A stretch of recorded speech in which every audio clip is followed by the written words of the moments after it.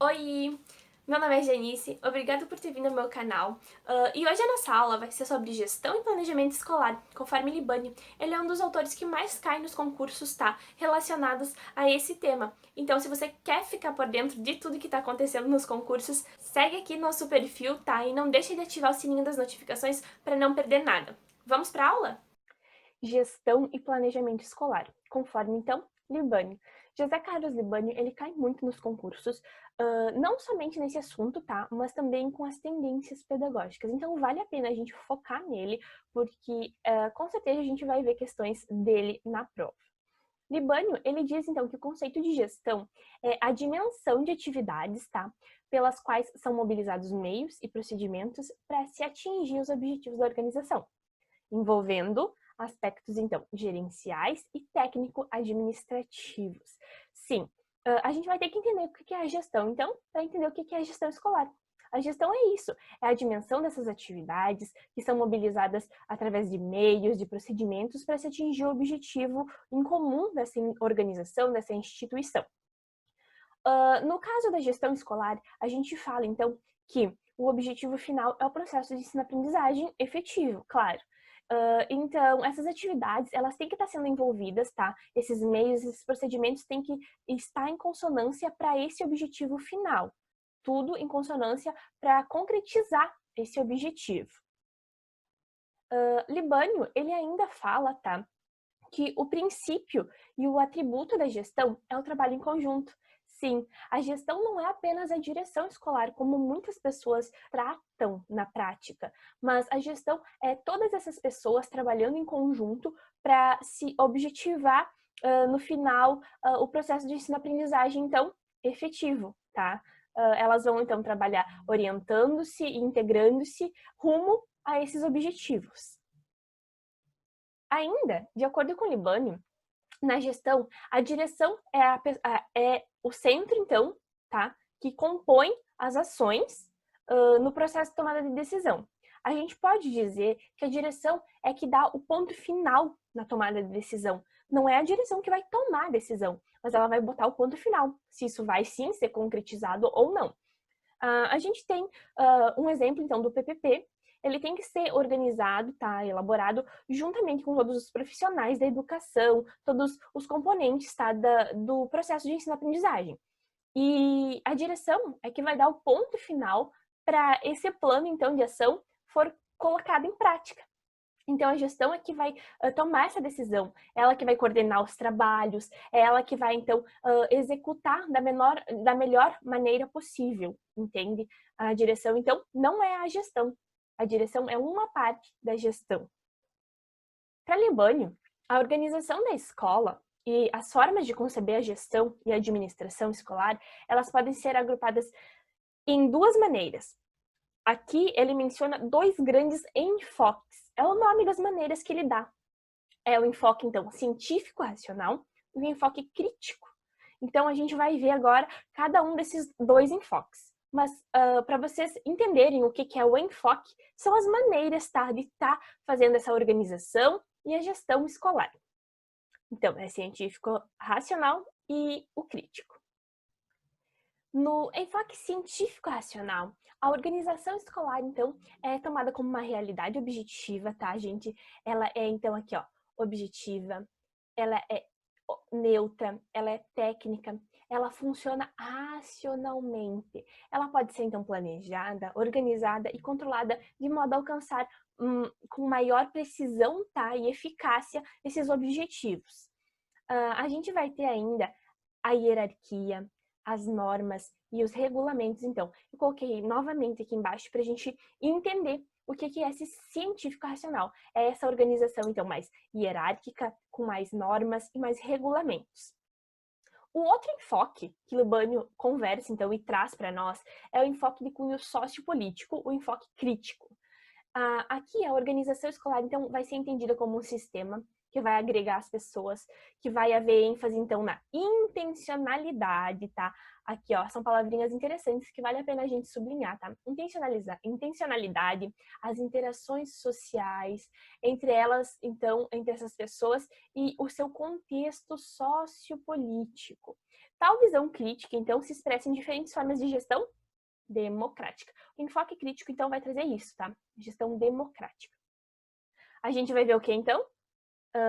Como a gente sabe, né, na gestão democrática, a gente vai ter professores, alunos, pais, comunidade, todo mundo trabalhando junto, tá? Para ter um objetivo, então, concretizado. Seguindo a tipologia, então, proposta por Libânio, tá? A gente vai ter, depois desses dois grandes enfoques, na verdade, dentro desses dois grandes enfoques, a gente vai ter, então, três concepções distintas, tá? A concepção técnico-científica, que vai estar onde? Ela vai estar dentro desse enfoque crítico-racional.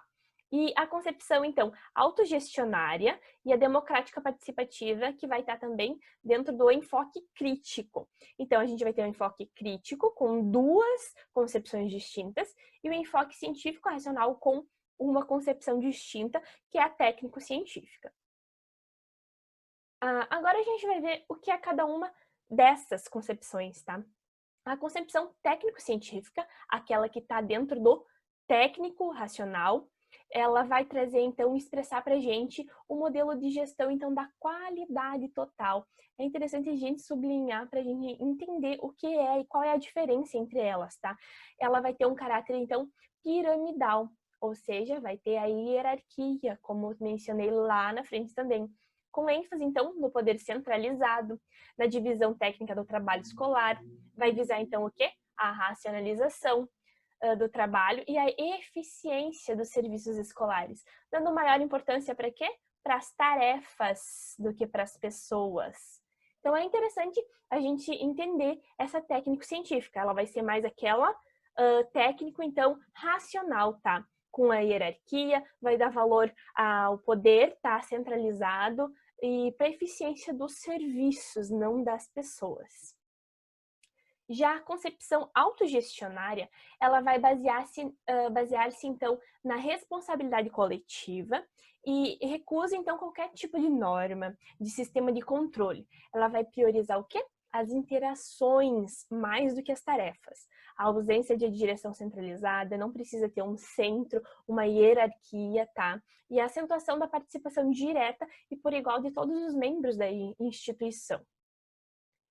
Já a concepção democrática participativa, ela vai trazer, então, envolver uma relação mais orgânica entre a direção e todos os outros segmentos da escola, tá? Primando por quê? Pelos objetivos e pelas decisões coletivas, que posteriormente serão, então, assumidas por cada membro em sua especificidade de forma organizada e flexível. Na democrática participativa, a gente vai ter, sim, como que a gente pode dizer, uma separação de itens, de ordem, de formas de trabalho, tá? Cada um vai ter seu trabalho, mas vai ser organizado, então, e vai ser flexível. Essa coletividade, trabalhando em coletividade, os objetivos, eles vão ser propostos, tá? Mas cada um vai organizar e trabalhar da sua maneira para ter essa democracia e essa participação de todos, tá? No outro, a gente pode dizer que o outro, então, a autogestionária, ela é mais misturado e a democrática participativa, ela é um pouco mais reservada, mas ainda com essa participação de todos, tá? Sobre planejamento. Bom, Libânio comenta, então, que tem 3 modalidades, tá, articuladas entre si, que são o plano da escola, o plano de ensino e o plano de aulas, tá? Então, a gente vai ver cada um deles. O plano da escola é um documento mais global. Ele vai expressar o quê? As orientações gerais, tá? Que sintetizam de um lado as ligações da escola com o sistema maioral, ou seja, o seu município, o seu estado, e de um outro ela vai ligar com o projeto pedagógico da escola, o projeto político-pedagógico dessa escola, tá? E os planos, então, de ensino. A gente pode dizer que ele é diferente do PPP. É uma pergunta que eu tenho certeza que eu vou estar recebendo aqui embaixo nos comentários, então eu já vou responder, tá? O que é o plano, qual que é a diferença do plano de escola com o PPP? O plano de escola é, então, o plano mais da escola, tá? Que vai, então, mais o pedagógico da escola, o que a escola vai fazer, qual é o objetivo da escola, em consonância, sim, com o projeto pedagógico, com as leis do seu município, do seu estado, tá? Então, é um plano mais global, tá? que liga o sistema e o PPP. Já o PPP, ele vai ser a identidade da escola, não um plano a ser seguido, mas no PPP a gente vai trazer todos os outros itens. A gente vai trazer a organização, como deve ser feito o processo de ensino-aprendizagem, como as leis que sustentam o PPP, então, as leis que sustentam a educação vão estar lá naquele PPP. E no plano da escola, não. No plano da escola vai ter mais o quê?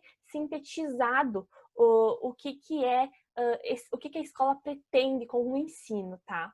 Então, tem escolas que não têm plano de ação, plano da escola, e tem escolas, então, que não tem o PPP, ou tem um ou tem outro, e tem escolas que têm sim os dois. O correto seria ter os dois, porque aqui é uma síntese, na verdade, do PPP. É um plano global, tá? Como o PPP, mas ele vai trazer a síntese do PPP. Claro que focado no pedagógico, no processo de ensino-aprendizagem. Já o plano de ensino. O plano de ensino é, então, a prevenção dos objetivos e das tarefas do trabalho docente, do professor. Esse aqui vai estar mais ligado, então, com o professor. Ele pode ser para um ano ou para um semestre. É um documento mais elaborado, então, ele é dividido por unidades sequenciais, tá? No qual aparecem os objetivos específicos, conteúdos e desenvolvimento metodológicos, tá? Tem objetivos, então, tarefas, tem um período determinado, tá? E tem objetivos gerais de uma etapa, de uma série. Então, a gente pode dizer que o plano da escola é o maior, depois dele vem o plano de ensino. E, por fim, vem o plano de aula, que é a previsão do desenvolvimento para uma aula ou para um conjunto de aulas. E tem um caráter específico, então. O plano de aula é um detalhamento do plano de ensino, tá? Ou seja, o plano de ensino é um pouquinho mais geral, tá? Do que o plano de aula. Do plano de ensino que a gente vai tirar as nossas aulas, os nossos planos de aula.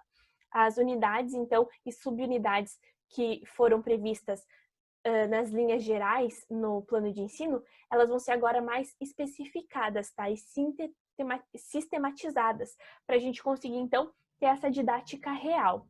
Aqui a gente vai conseguir ter um plano, então, para 2 ou mais aulas, tá? Com os objetivos, o quê? Específicos para aquelas aulas. A gente pode mencionar, então, que aqui no plano de ação, no plano da escola, também é chamado de plano de ação, tá? Por isso que eu falei várias vezes plano de ação. Plano da escola, ele vai trazer, então, mais o global do processo de ensino-aprendizagem da escola. O que a escola pretende com isso? Ok? Todas as turmas, todas as escolas, toda a escola. No plano de ensino, vai ser detalhado por etapa, por série, e vai ser para um ano ou para um semestre, tá? Então, cada turma vai fazer o seu, cada turma vai ter o seu plano de ensino. O plano de aula é a previsão, então, para as aulas. Então, é mais sistematizado do que o plano de ensino. Do plano de ensino, você vai tirar as tuas aulas, os teus planos de aula. Pode ser planos de 2 semanas, 1 semana, 3, 4 dias. Tudo vai depender do professor. Aqui, então, estão as bibliografias, tá? Que eu usei. Se vocês quiserem aprofundar mais os conhecimentos, é didática de Libânio e organização e gestão escolar, teoria e prática também de Libânio. Bom, se ficou alguma dúvida, entre em contato comigo, tá? Eu vou estar ficando muito feliz de estar respondendo vocês, tirando as dúvidas. Aqui estão os meus contatos, então, o @pedagoga_concurseira e o meu e-mail, janicejpedagoga@gmail.com. Espero que vocês tenham gostado, então, e não esqueçam de curtir, assim eu vou saber que vocês estão gostando do conteúdo, tá? E eu vou estar produzindo mais.